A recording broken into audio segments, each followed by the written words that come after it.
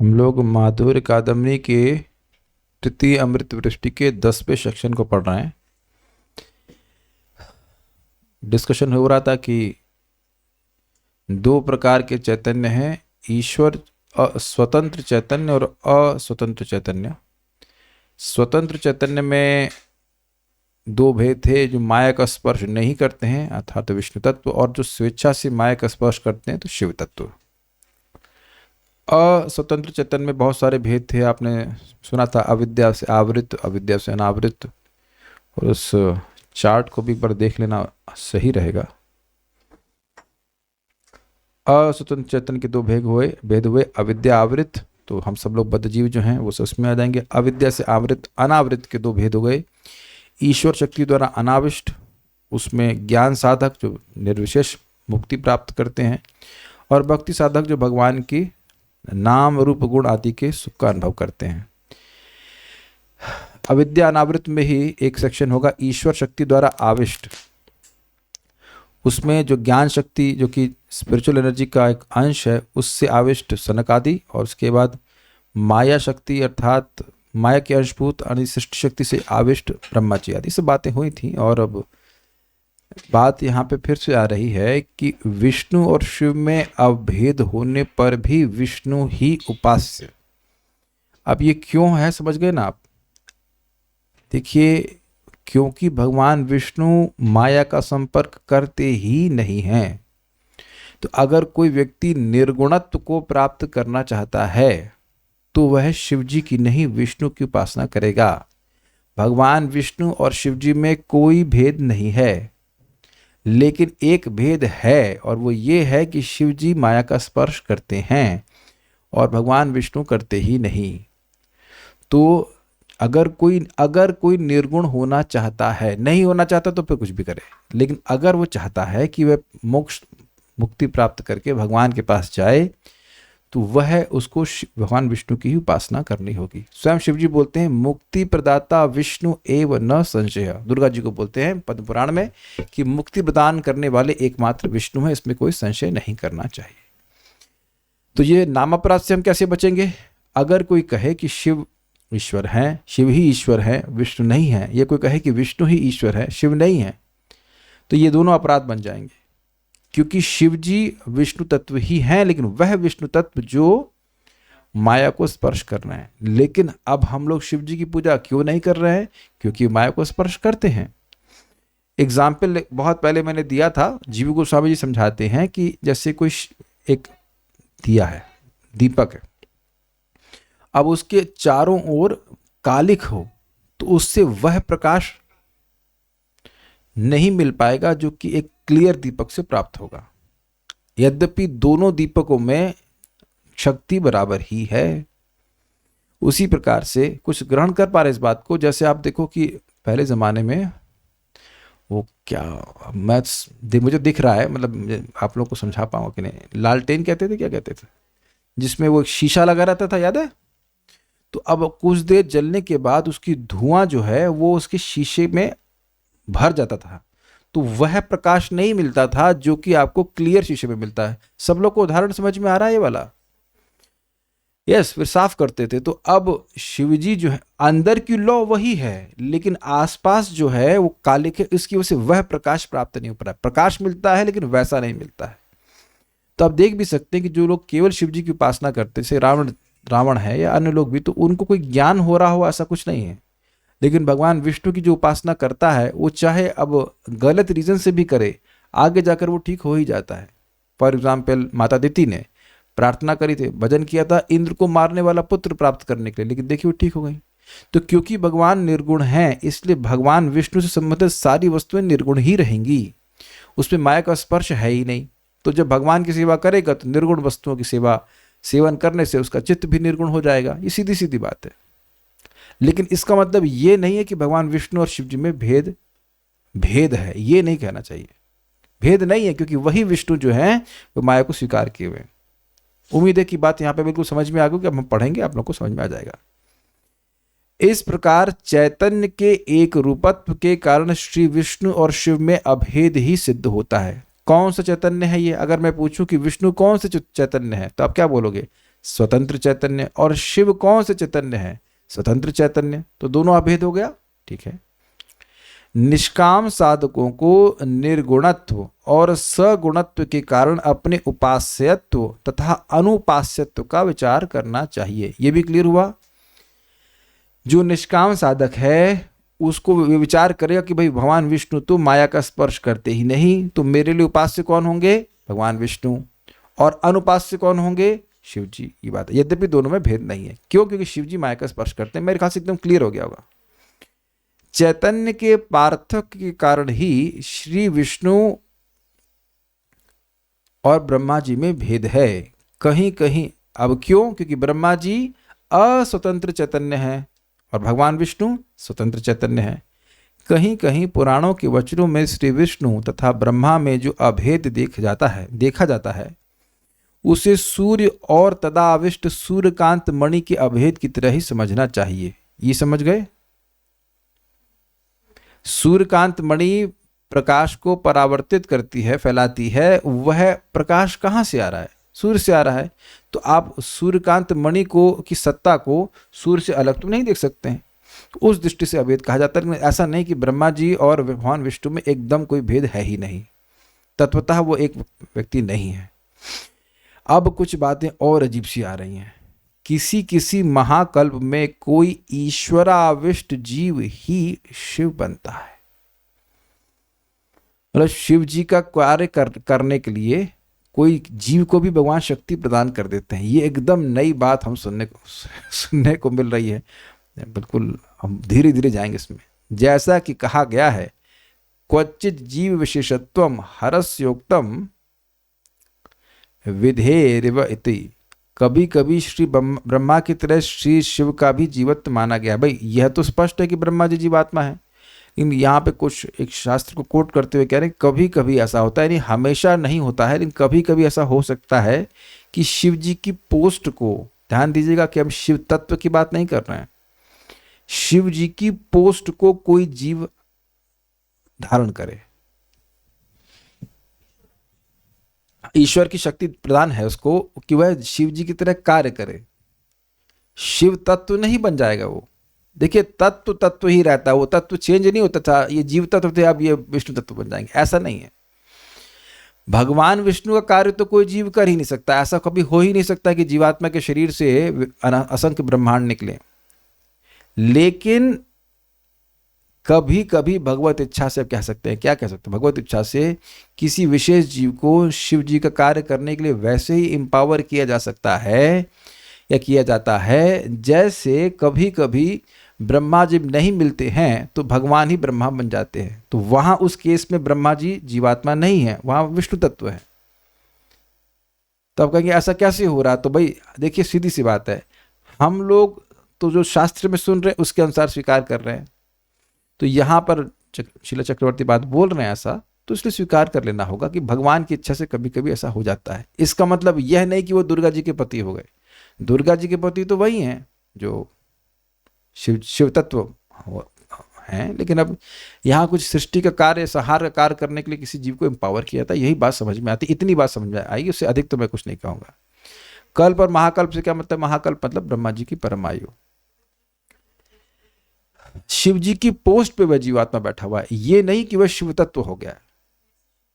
वैसे शिव जी का जो कार्य है वो शिव तत्व ही करते हैं। जो शिव तत्व वाले मतलब स्वतंत्र चैतन्य है वही करते हैं, जो कि भगवान विष्णु से अभिन्न है। लेकिन किसी किसी पोजीशन में ऐसा हो जाता है। वेदवादी कह रहे सामान्यता शिव जी स्टेबल रहते हैं। हाँ विष्णु तत्व है, बीटा वर्जन स्टेबल वर्जन।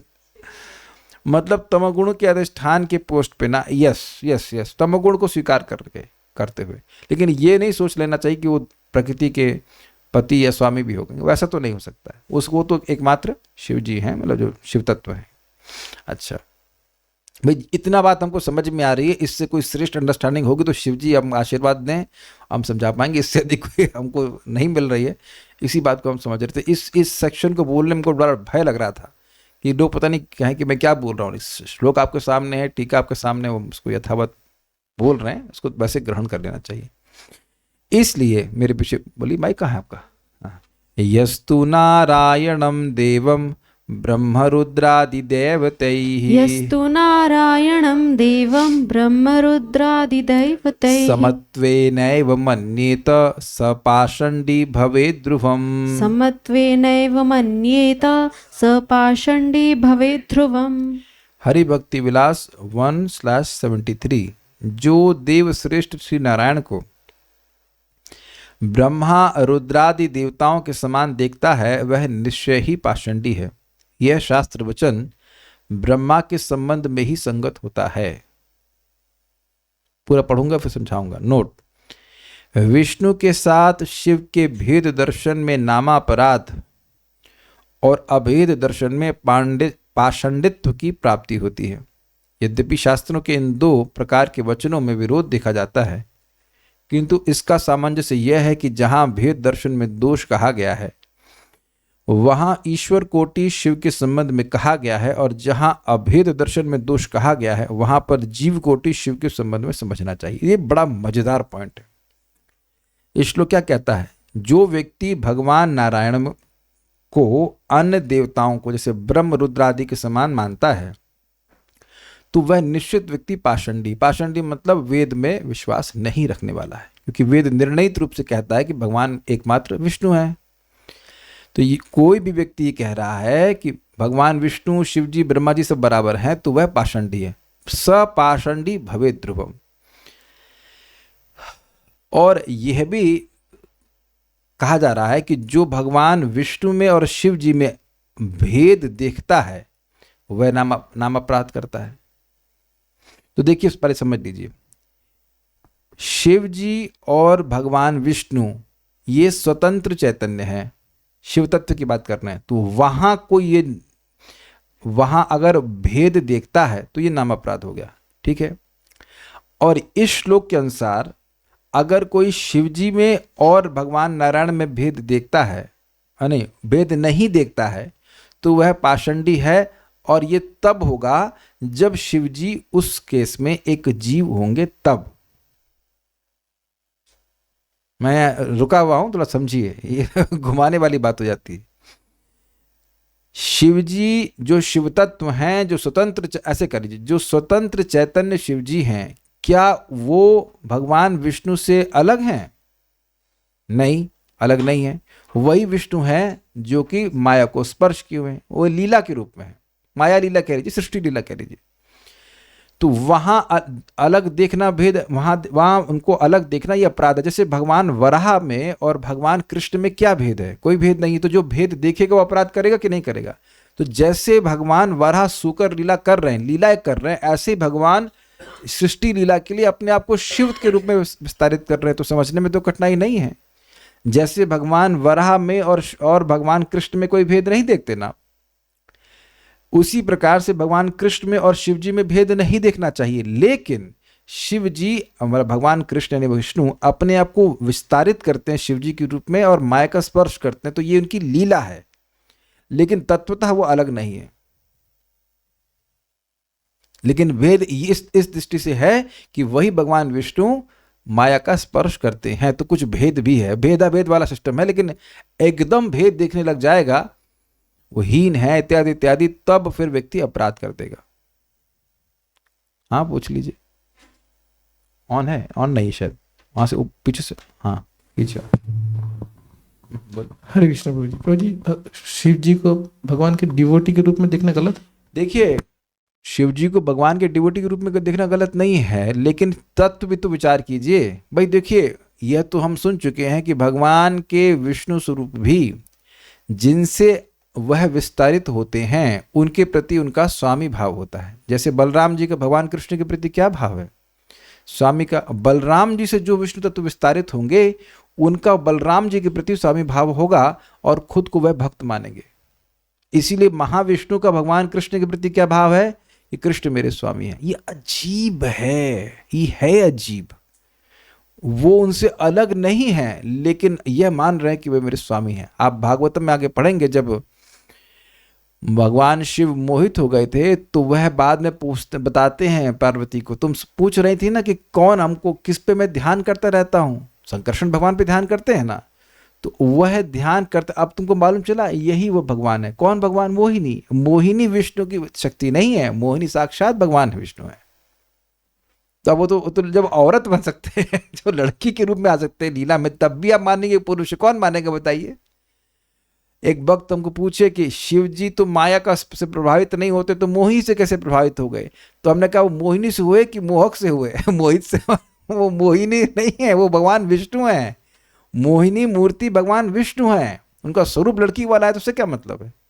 वो उनकी शक्ति नहीं है। ये समझ में आ रहा है सब लोगों को? मोहिनी मूर्ति शक्तिमान है, शक्ति नहीं है। और अगर योग माया से भी आकर्षित हो गए तो कोई फर्क नहीं पड़ता, लेकिन योग माया से नहीं प्रभावित हुए, वहां पे वह योगेश्वर भगवान श्री कृष्ण है, वो विष्णु है। ये थोड़ा समझना चाहिए। तो मैं खाली ये समझाना चाहता हूं कि शिव जी अलग तत्व नहीं, दही अलग चीज है क्या दूध से, लेकिन एक विकार विशेष को स्वीकार करते हैं। तो जब कोई व्यक्ति यहाँ पे देख रहा है कि वे शिव जी और विष्णु में भेद है, तो ये नामापराध तब कहलाएगा जब शिव जी जीवात्मा नहीं हो, वो स्वतंत्र चैतन्य शिव जी हैं। अगर ऐसे कर लीजिए, शिव जी की दो कैटेगरी ले लीजिए, एक स्वतंत्र चैतन्य और एक अस्वतंत्र चैतन्य। तो अगर वह स्वतंत्र चैतन्य शिव जी हैं, तो उनमें और भगवान विष्णु में भेद देखना ये बिल्कुल गलती है, ये अपराध हो गया। ये क्लियर हुआ? अरे तो रुक जाइए।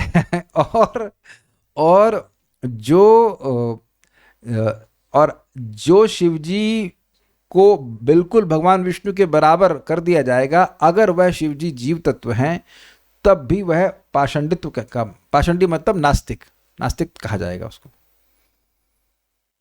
तब आप एक प्रश्न आएगा, हमें कैसे मालूम चले कि हमारे शिव जी कौन है? भाई एक कठिनाई तो है नहीं, हमारे वाले शिव जी कौन है? दुर्गा जी के पति हैं। तो स्वाभाविक सी बात है कि ये जीवात्मा तो नहीं है, तो हम लोग को तो अपनी साधना तक कोई चिंता करने की जरूरत नहीं है। भाई आप में से कितने लोग ने प्लान बना लिया कि ब्रह्मा जी की परम आयु बीत जाएगी और भगवान के पास नहीं जाओगे? ये पहले हाथ खड़ा करो। कौन इतना लंबा यहाँ पे टांगा रहने के लिए कहते कटिबद्ध होता है ना, कटिबद्ध मतलब कमर कस लिया है कि जब तक ब्रह्मा जी मुक्त नहीं होंगे हम ये ब्रह्मांड छोड़ने वाले नहीं। और अगर ऐसे भी कटिबद्ध हैं तो शिव जी फिक्स हो गए हैं इस ब्रह्मांड के लिए। हमारे वाले शिव जी वो चेंज नहीं होते हैं कि अब अगले ब्रह्मा जी का दिन आएगा तो शिव जी कह रहे यार आला साला जुकाम हो गया, किसी और को बुलाओ, नहीं। तो शिव जी फिक्स है, तो हमने को कोई संदेह करने की जरूरत नहीं है। यहाँ जो शिव जी हैं, मतलब हमारे शिव जी जो हैं, वो स्वतंत्र चैतन्य है, ठीक है।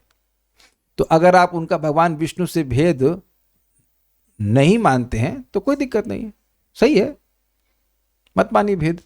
लेकिन ये जाने रखिए कि वह गुणों को स्वीकार करते हैं, तो उनकी उपासना अलग से वैसे नहीं की जाती। अलग से इसलिए बोल रहा हूँ, हमने पढ़ा था कि जैसे हम यहाँ पे शालिग्राम की सेवा करते हैं, तो हमने स्पष्ट पढ़ा था, शिव जी कहते हैं कि मैं शालिग्राम में निवास करता हूँ। मतलब आप जब शालिग्राम की सेवा कर रहे हैं तो शिव जी अलग, उनकी सेवा अलग से करने की जरूरत नहीं है। आप पढ़ चुके हैं, हम लोग पढ़ाए थे इस बात। या बेसिकली भगवान की उपासना कर रहे हैं तो सब लोग संतुष्ट है, शिव जी संतुष्ट हैं, सारे देवता संतुष्ट हैं, ये बात है। अच्छा, और अगर हम जब ये मान रहे हैं कि शिव जी ब्रह्मा जी में, शिव जी और नारायण में कोई भेद नहीं है, तो भी ये क्या कहते हैं, ये श्लोक है, इसके अनुसार हम नास्तिक नहीं होंगे, क्योंकि यहाँ पे श्लोक उस केस में अप्लाई होगा जो ब्रह्मा जी के केस में अप्लाई होगा, या शिव जी अगर जीवात्मा होंगे तब अप्लाई होगा। तो उम्मीद है कि बात को समझ लेंगे, 2-3 बार सोचेंगे तो समझ में आ जाएगा। अब हम आप जूम के भक्तों के प्रश्न को ले लेते हैं। कल्प और महाकल्प में क्या अंतर है? कल्प होता है ब्रह्मा जी का दिन और महाकल्प मतलब ब्रह्मा जी की परमायु। तमोगुण के अधिष्ठाता की पोस्ट में ना, हाँ पढ़ा दिया। पाषंडी मतलब नास्तिक। जीव पोस्ट पे बैठा हो तो भेद देखना चाहिए और नहीं देखा तो पाषंडी होगा, ठीक है। और अस्वतंत्र चैतन्य की दृष्टि से भेद देखना अपराध होगा, यही ना? जी हाँ, बिल्कुल परफेक्ट। तत्व सेम है तो फिर विष्णु तत्व और शिव तत्व दो अलग अलग क्यों बोल रहे हैं? क्या उत्तर होगा इसका? क्योंकि वो विष्णु तत्व जो लीला करने के लिए माया का स्पर्श करते हैं वह शिव तत्व कहलाते हैं। जैसे दही और दूध अलग अलग नहीं है, लेकिन जब उसमें नींबू का हल्का सा कुछ ड्रॉप डाल देते हैं तो वो दही बन जाता है। आपको समझाया गया था कि दूध नहीं होगा तो दही आ ही नहीं सकता है। दूध में अगर घी होगा तो दही में घी होगा कि नहीं होगा? सिंपल है, होगा, और उतना ही होगा जितना दूध में है। अब सब जानते हैं कि दूध से दही बनाते हैं, दही को मथते हैं, फिर मट्ठा बनता है, उसका क्या ऊपर मक्खन निकल आता है, तो वो कहाँ से मक्खन निकला है? पानी से। वह भी दूध का ही है ना। दूध की शक्तियां उस दही में है कि नहीं, लेकिन दही थोड़ा अलग हो जाता है बस। आप देखो ना, हमारे डॉक्टर बोले कि आप मट्ठा पी सकते हैं लेकिन दूध नहीं पी सकते, तो कुछ गुणों में कुछ अंतर आ गया कि नहीं आ गया? जैसे महाप्रभु स्वयं कृष्ण है, वैसे ही मोहिनी स्वरूप स्वयं कृष्ण है जी नहीं, ऐसा नहीं कहा गया। देखिए, स्वयं कृष्ण का मतलब क्या समझते हो आप? स्वयं कृष्ण का मतलब स्वयं कृष्ण, स्वयं रूप, सॉरी, स्वयं कृष्ण। स्वयं कृष्ण का मतलब क्या है? स्वयं कृष्ण तो कभी स्वयं भगवान कृष्ण, स्वयं भगवान। आप नए नए शब्द बना बना करके बोल रहे हैं, खुद को टीचर को भी कंफ्यूज करने की शर्म नहीं आती। स्वयं कृष्ण के नहीं, स्वयं भगवान कृष्ण कहते हैं। देखिए, वह जो भगवान का रूप है वह अनन्य सिद्ध है। अनन्य सिद्ध मतलब आप बैक ट्रेस नहीं कर सकते कि भगवान श्री कृष्ण जो गोलोक विहारी हैं वह किससे आए। तो मोहिनी रूप भी भगवान का विष्णु स्वरूप है और वह विस्तारित होता है। अब अभेद क्या है? तत्व की दृष्टि से कोई भेद नहीं है। मोहिनी मूर्ति कोई माया का स्पर्श नहीं कर रहे हैं, तो बिल्कुल तत्व में कोई भेद नहीं है। लेकिन अनन्य सिद्ध रूप भी नहीं है, क्योंकि वह विस्तारित होते हैं। भगवान श्री कृष्ण सबसे पहले भगवान कृष्ण थे, और उसके बाद बलराम जी आए। उसके बाद नहीं, अनादिकाल से सिस्टम है कि भगवान कृष्ण के विस्तार हैं बलराम जी के विस्तार चतुर्व्यूह, फिर उसके बाद सेकंड चतुर्व्यूह, फिर ऐसे करके विस्तार आने।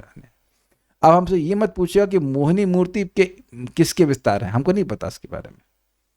जब आप मिलेगा तो हम नहीं मिलना चाहते वेरी डेंजरस है ना। तो हम मतलब मोहिनी मूर्ति से मिलते हैं, गोप कुमार मिलते हैं, he is on the edge of the universe, French में एनी हाउ। तो वो किसकी इमीडिएट विस्तार, किसकी है, किसका बोली जो भी है, वो किसके इमीडिएट विस्तार है हमको नहीं पता, लेकिन वो अनन्य सिद्ध रूप नहीं है।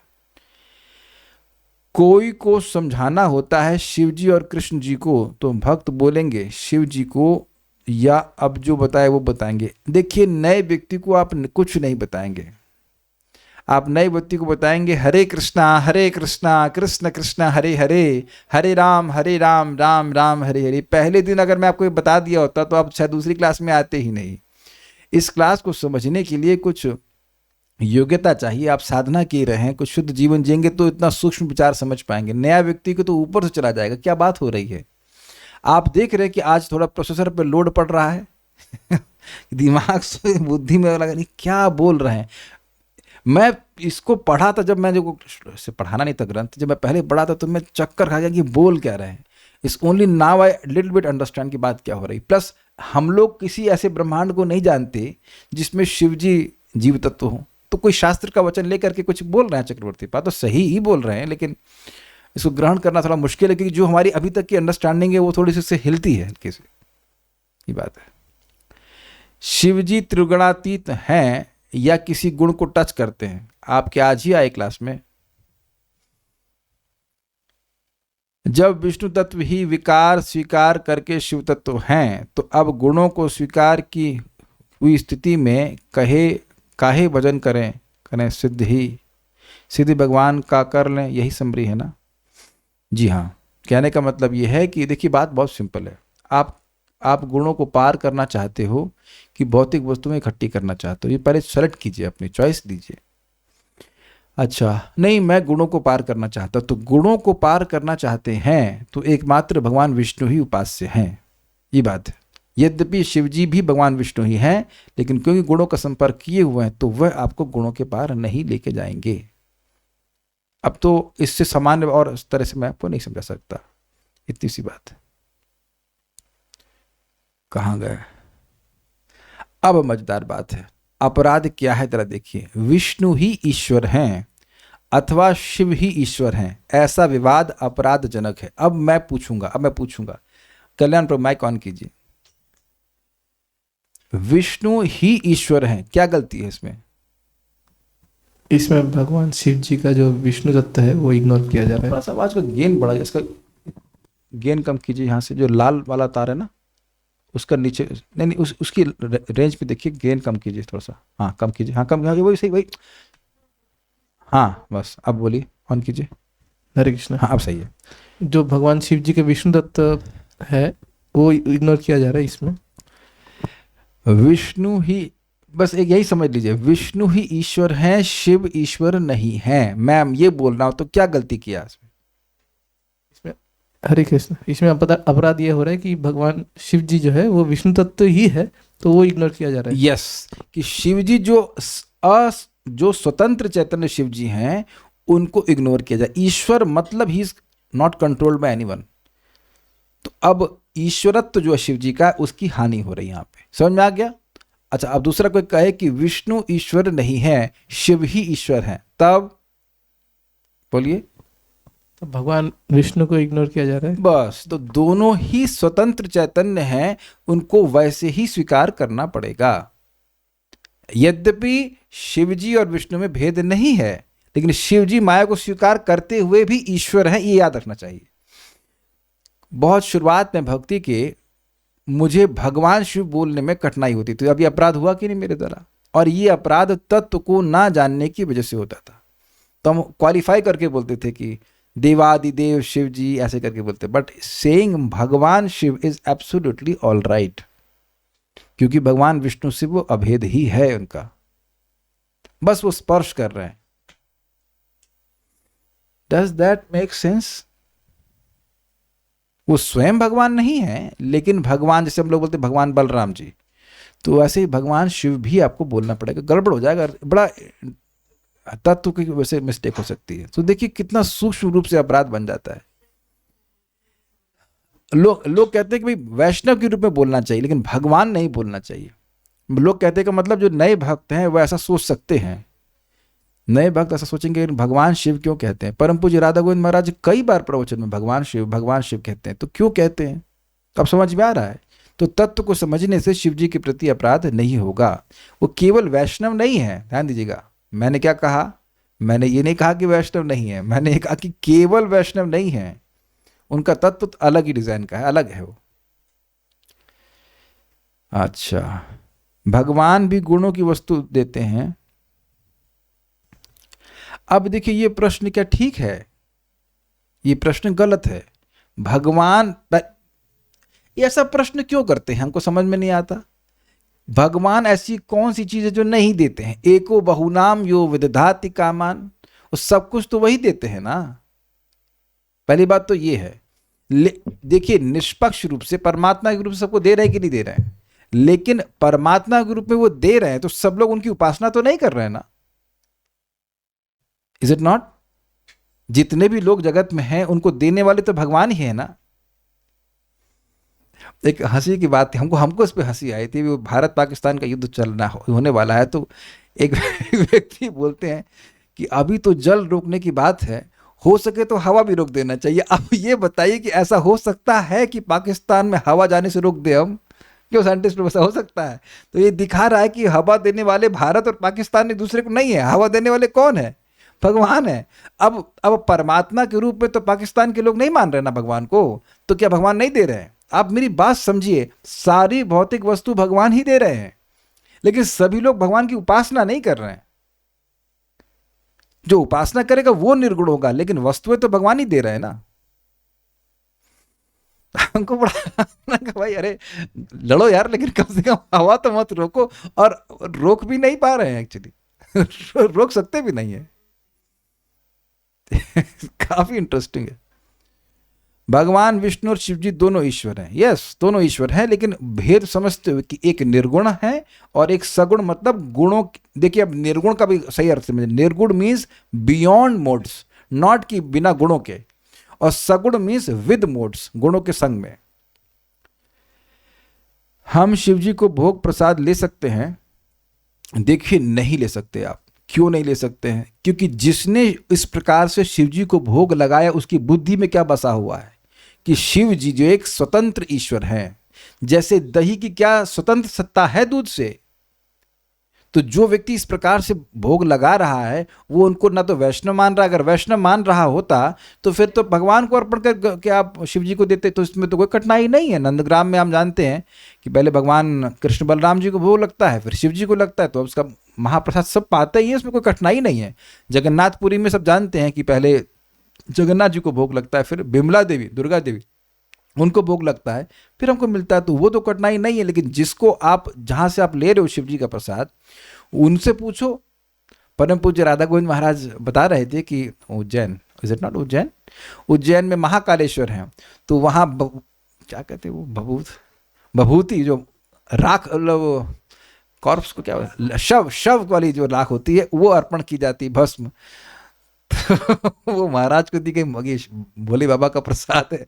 तो महाराज हाथ जोड़ के करे, इसके अधिकारी हम नहीं इसके अधिकारी हम नहीं, ये हम नहीं ग्रहण कर सकते।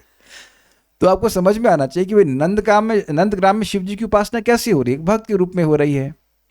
Make sense? ऐसे अभी गिरिराज जी भी विष्णु तत्व है कि नहीं है, लेकिन वो भक्त भी हैं। ये मुझे अब बिल्कुल क्लियर हो गया है, क्योंकि जितने भी विष्णु तत्वों का विस्तार होता है, जिससे भी वो विस्तारित होते हैं, उनके प्रति उनकी सेव्य भावना होती है कि मेरे स्वामी हैं। सो यद्यपि वह उनसे अभिन्न है पूरी तरह से, फिर भी उनकी भावना सेवक की होती है कि मैं इनका सेवक हूँ। तो वो तो समझ बातें क्लियर हो रही हैं। लेकिन शिव जी को सीधे जो भोग लगाया जाए वह ग्रहण नहीं किया जाना चाहिए। भाई हम लोग भी तो भगवान को भोग लगाते हैं, फिर आचार्यों को अर्पण करते हैं, फिर अब ग्रहण करते हैं। That is understood. मैंने ऐसा सुना है कि शिव जी के आगे भगवान लगाना जरूरी है। हाँ, लगाना ही चाहिए। शिव जी को विष्णु जी के रूप में देख सकते हैं। रूप का मतलब उनसे अभिन्न देखिए। उपासना आपको विष्णु भगवान की ही करनी है। अगर आपके पास ऑप्शन हो कि जप करना है, तो आपको हरे कृष्णा कृष्ण कृष्ण हरे हरे, हरे राम राम राम हरे हरे ही करना। शिव जी भी यही कर रहे हैं, उनके पीछे चलते रहिए।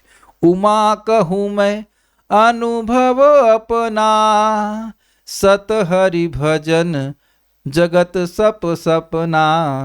I hope it's very clear. तो उनकी बात माननी चाहिए। एक डाउट है, एक ही है। जब लॉर्ड कृष्ण बोलते हैं in Bhagavad Gita that he is above the 3 guna, so there he is talking about his Vishnu tattva. Yes, इसमें क्या डाउट है? आपको सब कुछ क्लियर हो गया है? ठीक है, आगे बढ़ते हैं। जो लोग यहाँ वर्णित समस्त तत्वों की पर्यालोचना नहीं करते, ठीक से नहीं समझते हैं, वे ही श्री विष्णु ईश्वर हैं। श्री शिव ईश्वर नहीं है। श्री शिव ईश्वर हैं, श्री विष्णु ईश्वर नहीं है। हम विष्णु के अनन्य उपासक हैं। हम श्री शिव को देखेंगे भी नहीं। हम शिव के अनन्य भक्त हैं, श्री विष्णु का दर्शन भी नहीं करेंगे।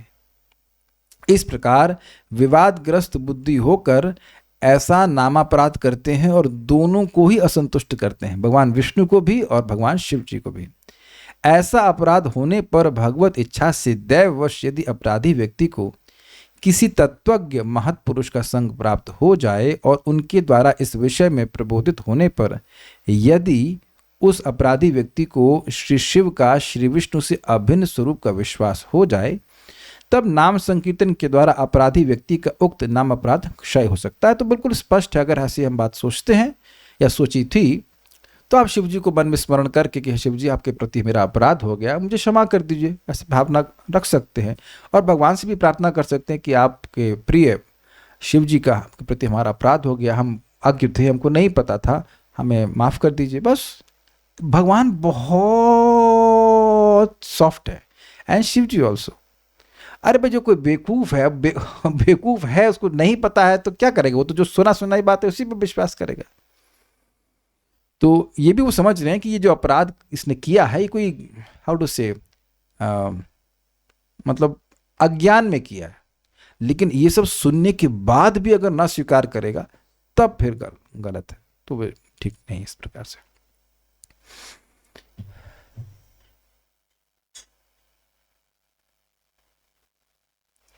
श्रुति शास्त्र निंदा चतुर्थ नामापराध। अब ये एक बड़ा ही इंटरेस्टिंग टॉपिक है। हम लोग ने 3 अपराधों के बारे में सुन लिया, वैष्णव अपराध, गुरु अपराध और शिवजी के नाम को भगवान के नाम से स्वतंत्र समझना, ये अपराध। अब चौथा अपराध देखिए। इसी प्रकार ये श्रुतियां भगवत भक्ति को स्पर्श ही नहीं करती हैं, ये बहिर्मुखी हैं, ऐसा कहकर ज्ञान और कर्म का प्रतिपादन करने वाली समस्त श्रुतियों की जिस मुख से निंदा की जाती है, उसी मुख से यदि उन समस्त श्रुतियों का और उन श्रुतियों के अनुष्ठाता व्यक्तियों का बार बार अभिनंदन किया जाए तथा उच्च स्वर से हरिनाम संकीर्तन का अनुष्ठान किया जाए, तो श्रुति शास्त्र निंदा रूप चतुर्थ नामापराध से रक्षा हो सकती है। श्रुति शास्त्र की निंदा करने वाले अपराधी व्यक्तियों को सौभाग्यवश यदि श्रुतियों के तत्ववेता महत् पुरुषों का संग और उनके द्वारा यह ज्ञान हो जाए कि ये करुणापरायण श्रुतियाँ भक्ति मार्ग के अनधिकारी एवं स्वेच्छापरायण तथा विषयों में परम आसक्त लोगों को शास्त्र पथ पर लाने के लिए ही प्रयत्नशील हैं, तभी उन अपराधी व्यक्तियों का श्रुतिशास्त्र निंदा जनित अपराध नष्ट हो सकता है। इसी प्रकार अन्यान्य अपराधों की उत्पत्ति और निवृत्ति जाननी चाहिए, उसके हम आगे डिस्कस करेंगे, पर इसको समझ लें। देखिए, श्रीमद् भागवतम अमल पुराण है, वह भगवान की भक्ति को स्थापित करता है, निष्काम भक्ति, ठीक है। लेकिन क्या सभी लोग निष्काम भक्ति के स्तर पर हैं? क्या सभी लोग भगवान विष्णु की सकाम भक्ति के स्तर पर भी हैं? मेरा तो प्रश्न ये है, क्या सभी लोग सकाम इच्छा वाले, क्या वह भी भगवान विष्णु की भक्ति करेंगे? क्या उत्तर है? नहीं करेंगे। तो अब वो उनको छोड़ दिया जाए क्या?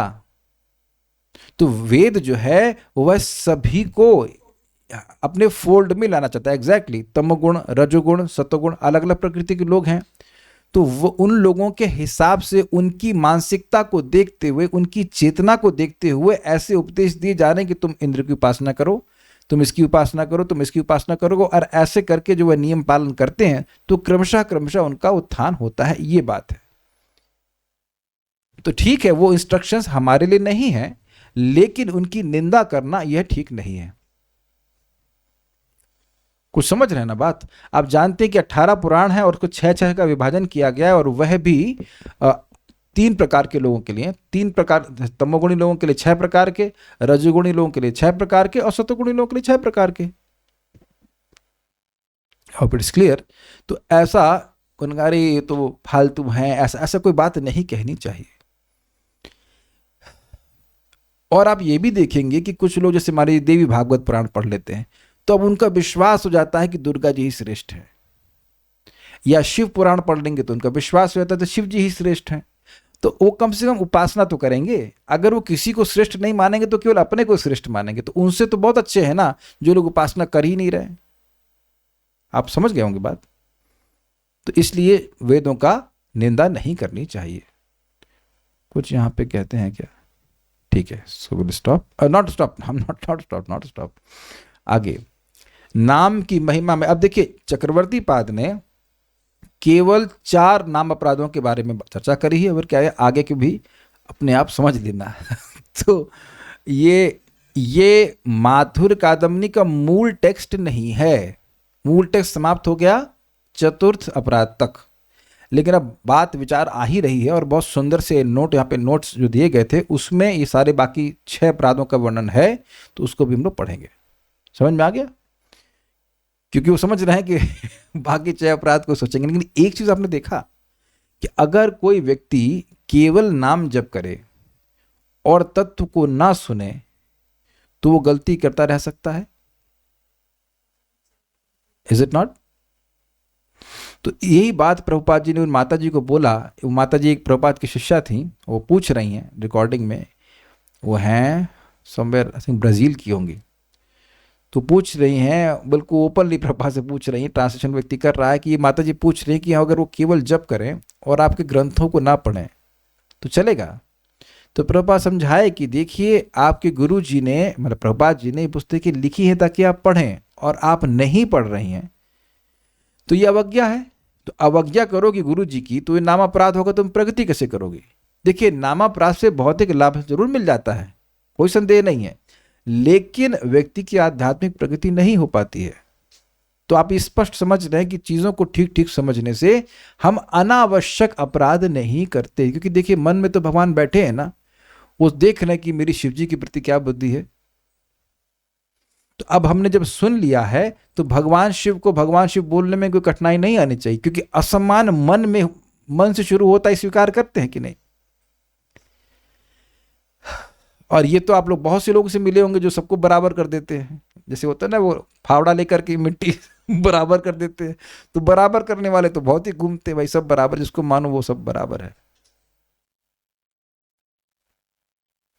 अब आगे बढ़ते हैं। नाम की महिमा में अर्थवाद, ये 5वां अपराध है। ये बड़ा इंटरेस्टिंग है। शास्त्रों में श्री हरिनाम की अतुलनीय महिमा दृष्टिगोचर होती है। उन महिमाओं को केवल स्तुति मात्र, प्रशंसा मात्र समझना नाम की महिमा में अर्थवाद है। शास्त्रों और महत्पुरुषों का कथन है कि नाम की महिमा जितनी भी कही जाए फिर भी नाम महिमा रूपी सागर का बिंदु मात्र भी कोई वर्णन करने में समर्थ नहीं है। शास्त्रों में नाम की महिमा केवल जन साधारण को नाम के प्रति रुचि उत्पादन करने के लिए कही गई है। ऐसा समझना नाम में अर्थवाद है या प्रबल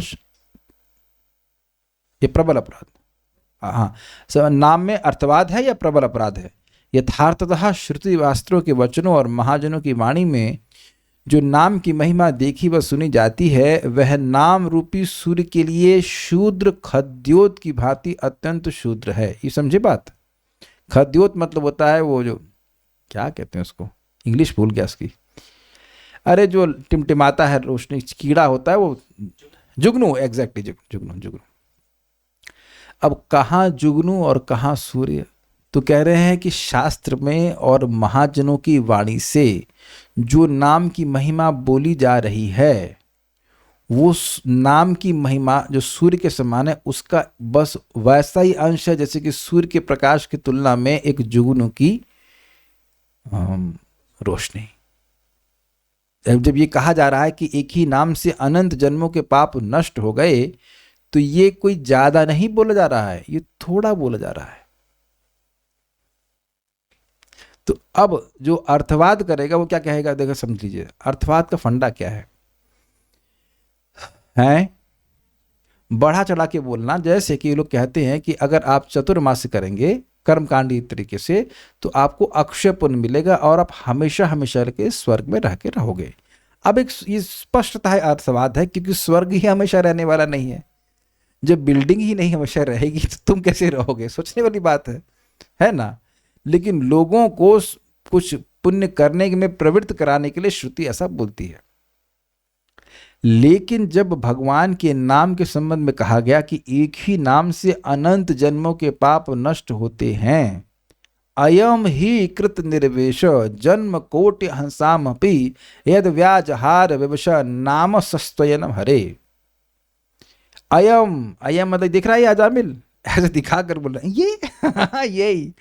अच्छा, अयम ही कृत निर्वेश, निर्वेश मतलब प्रायश्चित। इसने सारे प्रायश्चित कर लिए हैं, सारे प्रायश्चित कर लिए। हाँ, तो उसके बाद कहते हैं जन्म कोटि अहंसाम अपि, करोड़ों करोड़ों जन्मों के भी। कब किया? हम तो कभी नहीं देखे इसको कि कुछ किया हो। तो कह रहे हैं कि यद व्याजहार, जब ये बोला यद व्याजहार विवश अवस्था में, अवश अवस्था में, नाम स्वस्तयनम हरे, उन हरि के नाम को बोला जो स्वस्ति का अयन है। अयन मतलब आकार है, वेद बात नहीं। आज आपने जब किस अवस्था में किया? माइक बताइए। हम मजाक नहीं बनाएंगे, कुछ रिफ्लेक्शन बोलना चाहता हूँ, बोलिए। थकान की अवस्था में, विवश अवस्था में। विवश है भाई, दीक्षा ले ली है तो अब तो करना ही है। और अब जैसे शादी करी तो पीछे लगा रहेगा, हर 2 घंटे बाद या पूछा जा रहा है कितनी माला हुई है। अभी मैं ये देखो ऐसे रिपोर्ट देती है जैसे मान लीजिए जैसे होता है इनकम टैक्स मांगने जा रहा हूँ, कितना माला हुआ? बस हो गया बस हो गया। ये काम कर रही थी, वो काम कर रही थी। तो ये इन्हीं का मजाक नहीं बना। कल मेरी भी हालत खराब हो गई थी। कल वो जब क्लास कैंसिल कर जुकाम होता ना, तो आजकल मौसम चेंज हो रहा था, जुकाम हो गया। 8 माला से लग रहा था। आज मन बोला था आज यार, आज तो शाम को कर लेना यार, आज छोड़ दो। ना छोड़ कैसे नहीं यार, छोड़ तो नहीं सकते एकदम बेवश अवस्था में खींच तान के माला किया। तो क्या उसका लाभ है? तो अगर ये श्लोक आपने जरा सा भी डाइजेस्ट कर लिया, अयम ही कृत निर्वेशा, तो अब 16 माला कभी नहीं छोड़ने वाले हैं। बिकॉज कैसे भी करें, एकदम हरे कृष्ण से लग रहा है, एकदम कड़वा भी लग रहा हो, अगर ऐसा कभी लग रहा हो तब भी वह कार्य करता है, क्योंकि अजामिल से अच्छे हो आप। अजामिल माला भी नहीं उठाया था, उसकी दीक्षा भी नहीं हुई थी, तब भी उसको ऐसा लाभ हो रहा था। माई सिंसियर डिजायर इज कि यहाँ जो उपस्थित एक एक सैनिक है उसके हृदय में ये श्रद्धा इंस्टिल हो जाए। भाई कोई मर, जरा दिखाना भाई, कोई मर तो नहीं रहा यहाँ पे प्लीज। नहीं ना, हाँ, मरणासन अवस्था में भी कोई है और टट्टी पेशाब सब वहीं चल रहा है, उसमें भी अगर वो नाम बोल दिया, वो भी अनजाने में बोल दिया, तो भगवान की प्राप्ति हो जाएगी।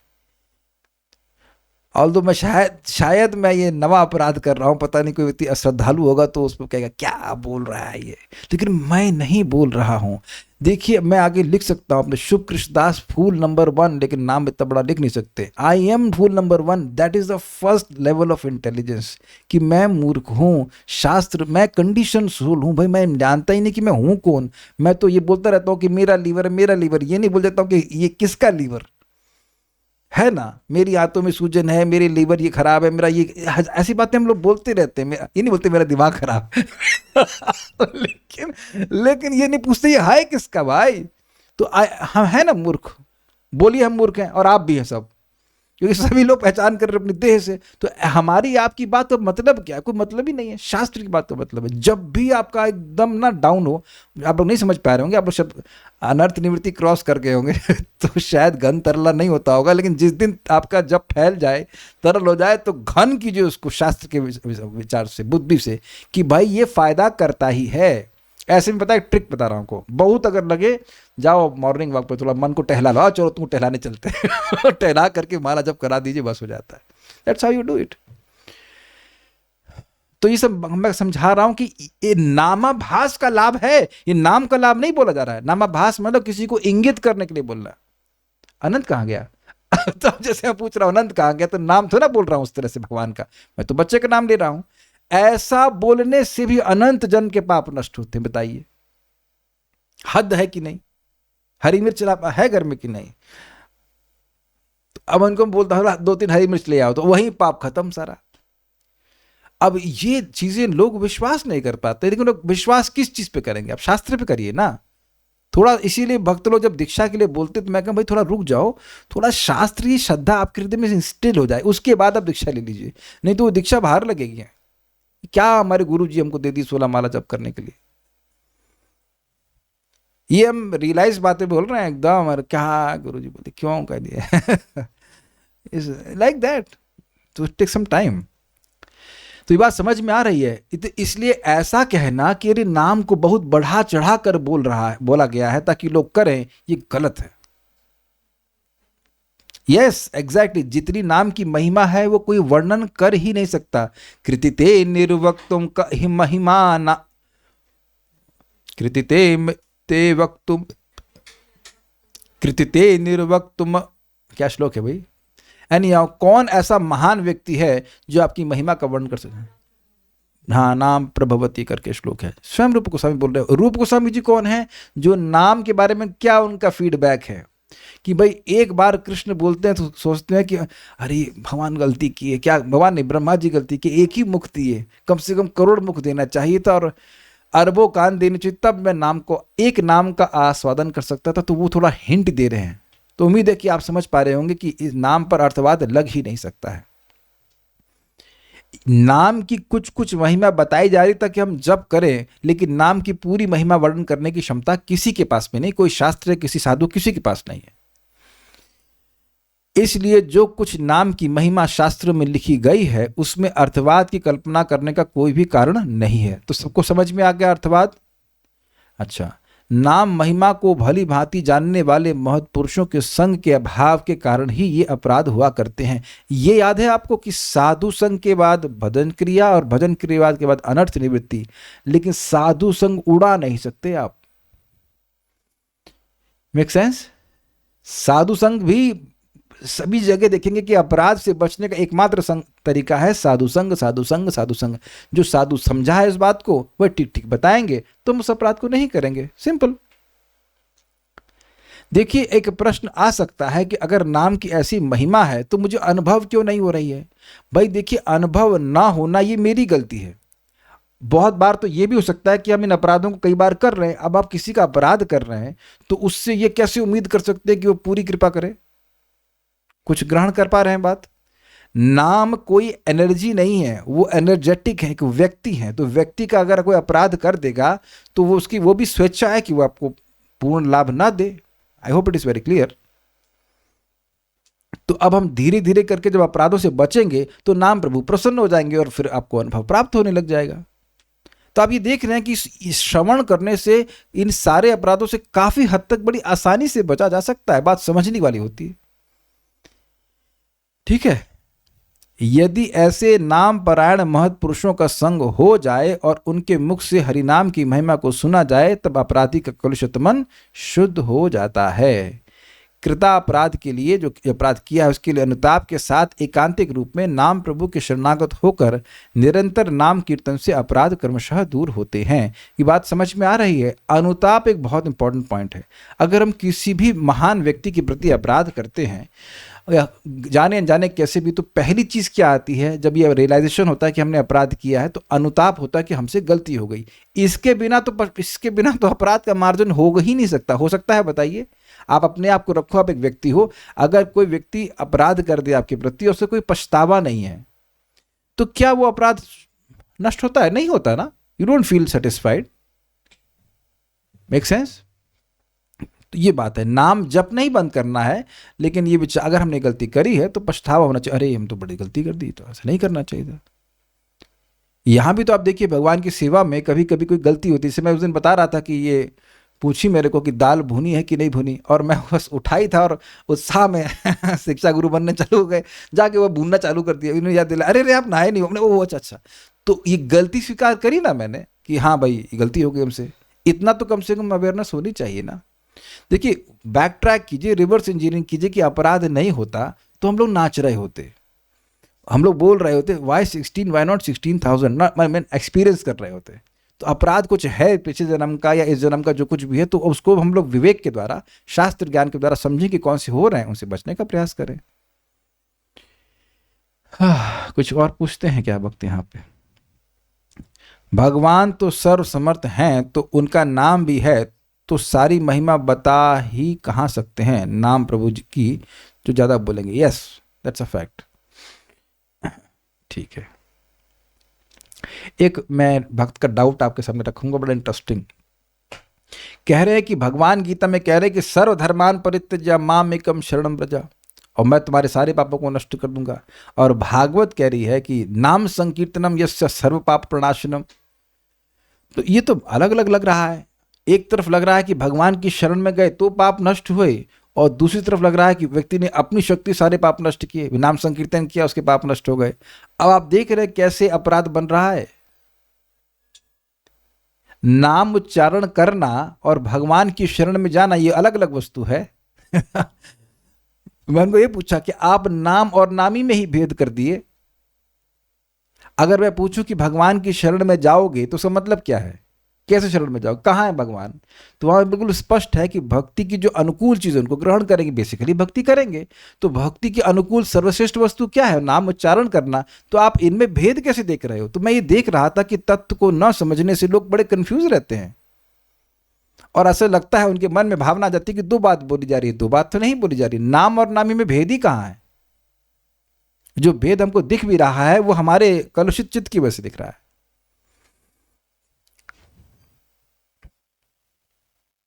बिना नहाए इस तरह स्पर्श कर दिया गया भगवान के लिए जो बनाया जा रहा था, तो फिर अब उसको ऑफर नहीं किया जा सकता है। देखिए, एक इंटरेस्टिंग पॉइंट है। हमने तो ऑफर किया क्योंकि intention was not to cook, intention was just to help her to cook. It was only a mistake. भाई देखिए, पहली बात यह है कि अगर मंदिर में कुकिंग हो रही होती तो आप घुस ही नहीं सकते थे डेटी किचन में। Make sense? और ऐसा नहीं कि मैं ये रोज करता हूं, उठा अपना मुंह से लार कुछ बह रही है और गए कुकिंग करना शुरू किया। It was absolutely unintentional, absolutely like it was out of enthusiasm कि अच्छा बनना चाहिए, अच्छा बनना चाहिए, ये बात है। तो हमने तो ऑफर किया, कुछ गलती हो जाती तो ठीक है। देखिए, एक बात ध्यान रखिए कि भगवान भी भाव को ग्रहण करने वाले हैं। मुझे याद है मेरी माँ तब जिंदा थी और उस दिन उनको बहुत लूज मोशन हो रहे थे, तो वो स्नान कर रही थी और एक बार वो भूल ही गई थकान में कि उन्हें स्नान नहीं किया। And then she cooked and offered also. बाद में उनको याद, अरे हमसे तो गलती हो गई। तो ये ध्यान देना होगा कि भगवान ऐसे कोई, वो हम अपनी तरफ से अपराध से बचना चाहिए, लेकिन भगवान भी ऐसे अनइंटेंशनल अपराध को नहीं लेते हैं कि बिल्कुल पकड़ लिया कि आप अब चलो चक्र भेजो उसके पीछे, जलाओ उसको 1 साल तक, वैकुंठ तक। ऐसा नहीं है। You must understand this. भगवान के नामों को कल्पित मानने से, जैसे एक हमको बताया आपको, अभी तो है नहीं ना यहाँ, हम वो गुलाब जामुन लेके आए, हमारे गोपाल प्रभु प्रसाद दिए थे। अब ये सुनी नहीं, 2 डिब्बे में था, एक में गुलाब जामुन था और एक में प्रसाद था, और उसी पॉलीथीन में मतलब सब कुछ सील था, कुछ उन्हें भोगा भी दिया था, कुछ ड्राई फ्रूट्स दिए थे।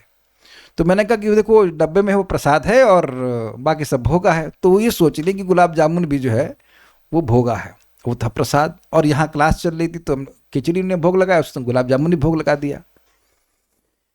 अब हमें क्लास में बोलता कि अरे रुको भाई, गुलाब गुलाब जामुन ये प्रसाद है, ये वो कैसे बोल पाता, सारा क्लास डिस्टर्ब होता। तो अब भगवान चक्र चला दिए इनके ऊपर। वो गलती तो है लेकिन कोई चक्र तो नहीं चलाएंगे ना। इंटेंशन अंडरस्टैंडिंग वॉज कि ये भोग है, बड़े अच्छे गुलाब जामुन है, भगवान को अर्पण किए जाएंगे। बाद में बोला, मैंने कहा मैं समझ तो गया था ये क्या कर रही हैं, बाद में बोला क्या करें आप, ओ अच्छा ये था। तो बताइए अगर पता होता कि प्रसाद है तो क्या मती मारी गई कि भगवान को अर्पण करेंगे? नहीं, गलती होती है, होगी ही, और जो सेवा करता है उससे गलती होती ही है। इसका मतलब ये नहीं कि सेवा नहीं करेंगे, ठीक है ना। एक और पढ़ लेंगे फिर हम लोग जाते हैं।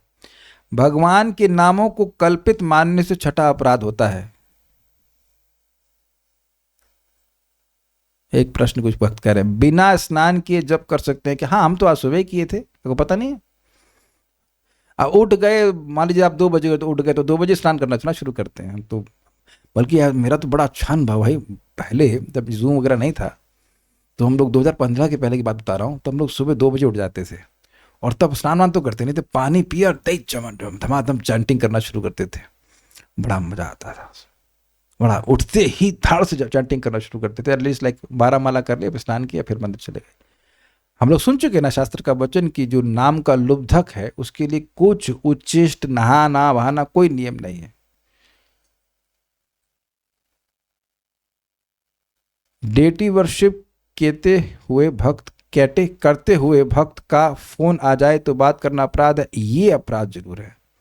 आज देखिए विद्वानी को मैं बोला था, मैं सेवा कर रहा था कि अभी हमने से भगवान का अभिषेक कर रहा हूँ, अब आप बात मत करिए, बोला था ना मैंने, ये है अपराध।